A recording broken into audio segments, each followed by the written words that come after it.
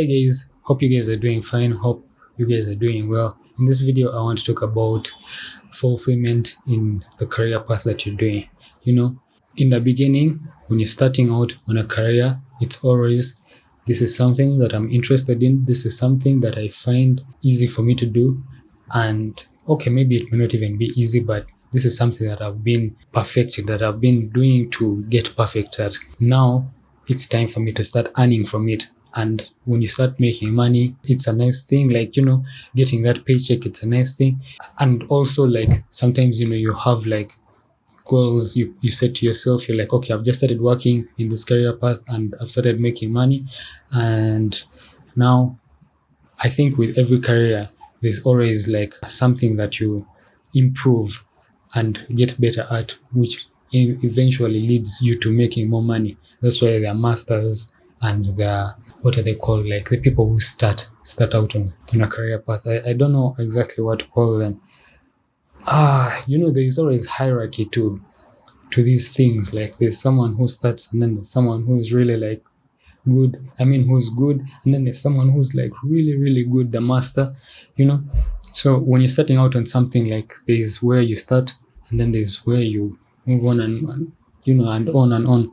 So when you start out, you're being paid a certain amount of money.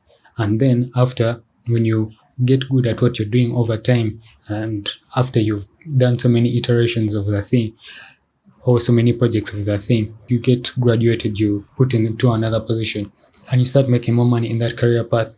But some careers, or I don't even think it's specifically some, but careers in general sometimes tend to feel like they're the same thing, like it's you doing the same thing over and over. You now reach a point where you're not feeling fulfilled with what you're doing, but you find that you only have to do it for the money, for the income that it's giving you, right? How do you work around this and ignore the fact that you're doing this repeated action? It's no longer interesting. The money is now familiar. Now how much you're making is familiar. How do you work around it? Well, the way I've found to work around this is just to have goals outside of my career. That way, I skip that whole process of looking of the end game, it being me making money at the end of the month when I'm being paid, to me achieving this other goal after say 1 month or 2 months, right? Of recent, I've been thinking a lot about just investing in some property and putting aside an emergency fund, an emergency account, just putting money aside for emergencies. That's what has been in my mind. As I walk through the months leading to the end of the year, I'm just as long as I'm putting money aside for these different things that I want to achieve, I can keep on going. Every month that comes, I'm this project is disturbing me, it's giving me hard time, but how much am I going to make? I'm going to make this amount, and if I can bang out maybe these other projects, I will be able to make this amount of money. So will it get me closer to my goal of putting money aside to say buy land, or to reach my 6 million mark for having 4, 5, 6 months of worth of living expenses just saved in the emergency fund for any emergency?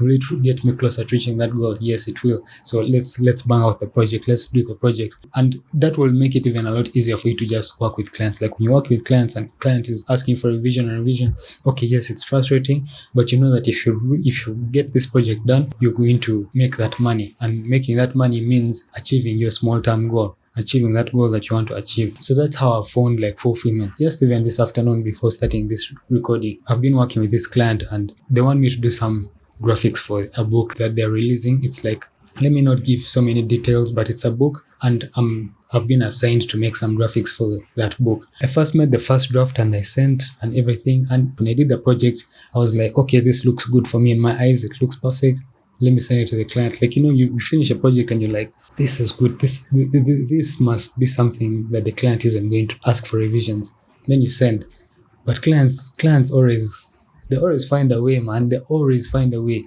I think for some clients, it just feels I just need to at least make a change here or there. They just, so that I can get my money's worth. Sometimes that's what I think is going on in clients' heads. You want to get your money's worth. So you're if I ask for a revision here and there, I'll feel good about how much I've paid. So ask for a revision nevertheless. So I send it to the client. I'm happy about the project. The client sends back with what?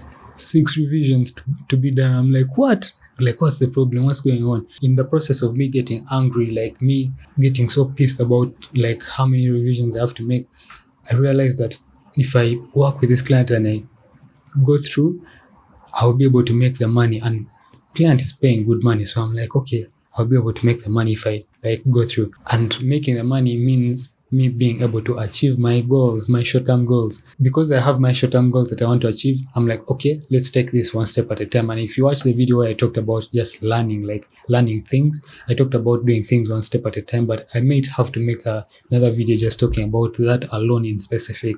So I sat down and I'm like, let's do this. Let's do each revision one step at a time. Right now I'm recording this video at, it's 8 minutes past 6. Usually I record these videos like at 2:1, but it's 8 minutes past 6 because I was like telling myself, let me first finish making these guys revisions, then I can start recording. Because I knew if I was to start recording before finishing those corrections, my mind was going to be, I would not even be this relaxed. I would be like pissed because I'm just there and I'm like, I don't know, I don't think I would have the flow in the video, like it would show. So I'm just like, let's do this one step at a time. Let's make each revision until when we're done with the revisions, then we can record the videos. And I just focused, I managed to make the revisions. I think they're good. I think the client is going to, vibe with what I've done. Just having that end goal can let you go through what you're going through. Like when you feel like there's no fulfillment that you're getting from the work that you're doing, just having that end goal, that short-term goal, whatever goal it will be, is just enough motivation for you to keep on going with the projects.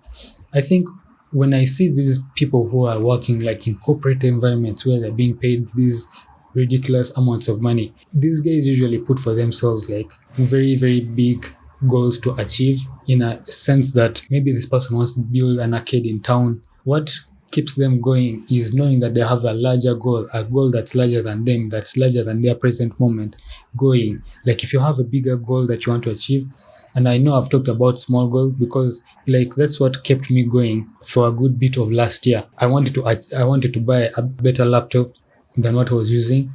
I wanted to buy a camera. I wanted to buy microphones. I wanted to buy a better phone. Like I had these small goals and I achieved them slowly, one by one. So I'm like, the next 2 months we're going to save up for the laptop. Then I start working. I'm working. And my mind is just like, it's the laptop we have to achieve. So you get paid, you just put the money in the savings account. It's the laptop. The next month, camera. Okay, it's the camera. But in the process, as I'm leading towards buying the camera, I'm also like filling myself up with so much information about the camera. That's why I think, I don't know which video it was. I think it was on learning, or I don't know which video it was. I talked about how I used to watch so many videos about the camera that I'm using right now. Like leading towards buying the camera, I was like watching content about even the laptop. There's something like, if you ask me about this laptop that I'm using, the M1 MacBook, I know everything about the laptop. Like it was a short-term goal for me, and in those 2 months as I was leading towards buying the laptop, I was watching so much content about the laptop, day in the lives, comparisons with other laptops. Like guys, you don't understand, like so much content. I was just consuming so much content on the laptop. So it just allowed me, even as I was like doing my work, I would pass through the hardship of getting done with a project and this client nagging me just because I had this goal of buying the laptop. So I'm like, as long as I get done with the project, like this client is disturbing me, but if I can get done with the project, I can make the money and thus buy the laptop. So let's achieve that. But also going back to what I was talking about, how you have a goal that's larger than you, that's bigger than you. When you have a goal, something that's bigger than you, it also just keeps you grounded. You see that end picture, you want to be financially free. Like in, I don't know how many years, you see that end picture. And if you can also see the small details that can lead up to it, it can allow you to stay grounded and stay focused right now. Like you tell yourself, if I'd be saving, say, 1M every month for the next 10 years, I'll be able to have enough money to buy land and build on it. Okay, I think this goal can sometimes, like when I look at this, it's a long-term goal, yes, but also it's one that can break you in the short term when say you face adversities in life in the present moment, or you pick up on different interests and something else interests you that you want to buy, and you look to buy that instead. Like, there are things that can distract you in the process. So we could break it down. Like, you could break down that whole 10 years goal into small bits. Say you want to build in the next 10 years or the next 15 years. You could start by, okay, I can start by buying land. Boom, you buy land. Then after, you make foundation. Then after, like you be taking the house slowly. You be building it slowly in bits, so that that 10-year goal doesn't feel overwhelming, and like you easily do away with it in the present moment because it feels overwhelming. So like you break down that goal. Like, you have a goal that's larger than you, like you have something that you want to achieve that's larger than you, but you break it down. I should make a video on doing things step by step, guys. When you do things step by step, you eliminate the frustration, the weight that comes with having big goals that seem almost unachievable. I should make a video on that. I should just make a video on that alone. So if you want to achieve fulfillment, if you feel like you're lost in life, like you don't know what to achieve, it's probably because you don't have a goal that you're fixated on, and you don't know what steps to take to achieve that goal. That's also something. Like, many times when you feel lack of fulfillment in something, it's because you have a void that you feel isn't filled. That void can be you not knowing the steps to take to achieve that goal. And so if you find out the steps that can be taken to achieve that goal, you immediately fill up that void, and you feel okay about the present moment. You feel okay about what you're doing in the present moment. I made the video where I was just frustrated, and I've said this a lot in many of their videos, and I feel like I'm speaking like a broken record just talking about this. But I did talk about how I was frustrated about not seeing how I'm going to be able to build a house of 100 million or 200 million or something million. Like, I was frustrated, but I've been talking to real estate agents and watching real estate videos, and I've just found out that it's very, very achievable. People pick out loans, 15-year, 30-year loans, and you pay it slowly. But you get out that loan, and that loan allows you to achieve your goal right now, and you slowly pay up for that loan. Of course, you can have that weight that, oh my God, I have a big mortgage that I have to clear. That weight is there, but that mortgage can be cleared if you look at it slowly. If you look at it in the small steps that you're going to take. So every month, what I need to do is just deposit 1 million in my bank account every month, so that I can fully pay off my loan of 200 million or 300 million, whatever the case it is. And how can you even do that? Like, guys, okay, let me just finish up on my point here. How can you do that? Is by building your house. Let's say you pick out a loan of 250 million. You build your house, you buy land, you build your house. Then you find a tenant to come and live in the house, and that tenant starts giving you money, maybe paying like 2M rent. Let's say it's a 4-bedroom house, 2M rent. Maybe I'm even saying less, but 2M rent. It depends on the area that also your house is located. And that money, like, you get 2M rent, you pay 1M to the bank because now you're paying off the mortgage. Then you stay with 1M that you can use for other investments, like that. Like that. Like, you just look at the small steps that it takes to achieve that big goal. And then you feel comfortable about the work that you're doing. It's funny how I've used fulfillment to talk about something else, which is achieving your long-term goals. I could have made a separate video talking about achieving long-term goals and having big goals and having long-term goals. Actually, I'll make a separate video on that. When you see yourself lacking fulfillment in the work that you're doing, it's because you're only focused about the work that you're doing. Like, it's the only thing that you're focused about. Your mind isn't roaming around and thinking about other things. Just that thing that you're talking about, that thing that you're thinking about. And in order for you to get your mind thinking about something else, is finding some other goal and finding out the steps that can lead to that goal. When you find out the steps that can lead to that goal, it becomes easy for you to digest that big goal that you want to achieve. Wow, I've spoken.